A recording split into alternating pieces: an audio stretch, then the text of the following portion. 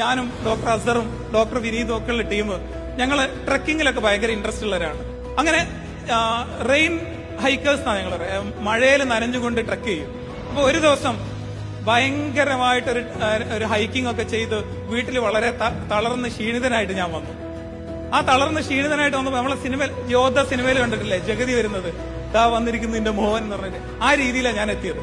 ആ സമയത്ത് ഞാൻ ഉമ്മന്റെ അടുത്തു. അപ്പൊ ഉമ്മ ചോദിച്ചു, മോനെ ഇന്ന് നിങ്ങൾ എവിടെ ട്രക്കിങ്ങിന് പോയത്? ഞാൻ പറഞ്ഞു, ഉമ്മ അത് ട്രക്കിംഗ് അല്ല, ട്രക്കിംഗ് എന്ന് പറഞ്ഞാല് 2 ദിവസത്തിൽ കൂടുതലൊക്കെ പോകുന്ന സാധനത്തിനാണ്, ഇതിനെ ഹൈക്കിംഗ് എന്നാന്ന് പറയാം. നമ്മൾ കുറച്ചൊരു ഹൈപ്പൊക്കെ ആക്കിയിട്ട് പറഞ്ഞു. ആ ആയിക്കോട്ടെ, ഇന്ന് എത്ര ദൂരം നടന്നു? 15 കിലോമീറ്റർ. 15 കിലോമീറ്റർ എന്ന് പറഞ്ഞാൽ എത്ര? ഞാൻ പറഞ്ഞു, ഈങ്ങാപ്പുഴന്ന് കൊടുവള്ളി വരെ പോകുന്നു. പടച്ചോനെ, അത്രയും നടന്നോ? ആ നടന്നു. ഭയങ്കര ആവേശമായിട്ടോ. അപ്പൊ ഓക്കെ, മോനെ എങ്ങോട്ടാ പോയത്? ഞാൻ പറഞ്ഞു, കുളമലക്ക്. ഉമ്മ ചിരിച്ചു. ഉമ്മ ഭയങ്കര ചിരി. എന്താണെന്നറിയോ, ഒരുപാട് വർഷങ്ങളോളം ഞങ്ങളെ വളർത്താൻ വേണ്ടിയിട്ട് ഉമ്മ കൂലിപ്പണിക്ക് നടന്നു കയറിയിരുന്ന മലയാണ് കുളമല. ഞങ്ങളത് ഇന്ന് പ്രോട്ടീൻ ഫുഡും എനർജി ഡ്രിങ്കൊക്കെ കുടിച്ചുകൊണ്ട് ഇന്ന് ഒരു ദിവസം കയറിയപ്പോ ഞങ്ങൾ ഒരുപാട് തളർന്നുപോയി. അങ്ങനെ ഒരുപാട് വർഷങ്ങളോളം ഞങ്ങളെ വളർത്താൻ വേണ്ടി ഉമ്മ കൂലിപ്പണിക്ക് പോയിരുന്ന സ്ഥലമാണ് കുളമല. ഞാൻ 8 മാസം ഗർഭസ്ഥ ശിശുവായിരുന്നപ്പോഴും ആ കുളമലയിൽ ഇന്ന് ഉമ്മ പോയിട്ടുണ്ട്. ആ ഉമ്മ ഇന്ന് എന്റെ മുമ്പിൽ ഇതിവിടെ അഭിമാനത്തോടുകൂടി ഇരിക്കുന്നുണ്ട്.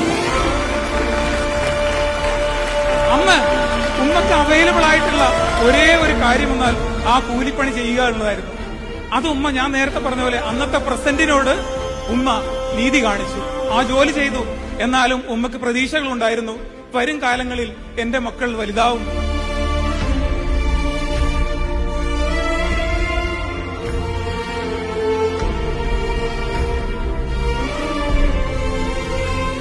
ഇന്ന് കേരളത്തിലെ ഏറ്റവും വലിയ ബിസിനസ് അഡ്മിനിസ്ട്രേഷൻ ആൻഡ് ഹോസ്പിറ്റൽ മാനേജ്മെന്റിന്റെ കോൺവെക്കേഷനിൽ ഇങ്ങനെ ഒരു ചെയർമാനായിട്ട് സംസാരിക്കാൻ എനിക്ക് കഴിയുന്നുണ്ടെങ്കിൽ അത് ഉമ്മയ്ക്ക് വേണ്ടി ജീവിച്ചതല്ല, ഉമ്മ ഞങ്ങൾക്ക് വേണ്ടി ജീവിച്ചാണ്. അതുകൊണ്ടാണ് ഞാൻ പറയുന്നത്, അതുപോലെയുള്ള പേരൻസ് അവർക്ക് വേണ്ടിയല്ല, നിങ്ങൾക്ക് വേണ്ടി ജീവിക്കുന്നതുകൊണ്ടാണ്.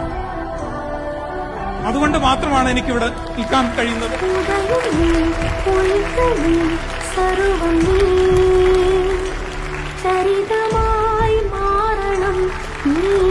ഇന്നത്തെ ഈ പരിപാടിയിലെ എന്റെ എല്ലാ സന്തോഷങ്ങളും ഞാൻ എന്റെ ഉമ്മയ്ക്ക് വേണ്ടി ഡെഡിക്കേറ്റ് ചെയ്യണം. ഉമ്മ, ഐ ലവ് യു.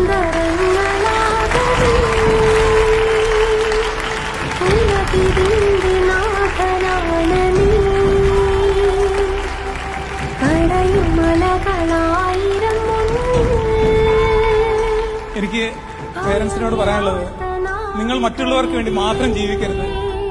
കുറച്ചെങ്കിലും നിങ്ങൾക്ക് വേണ്ടിയും ജീവിക്കണം.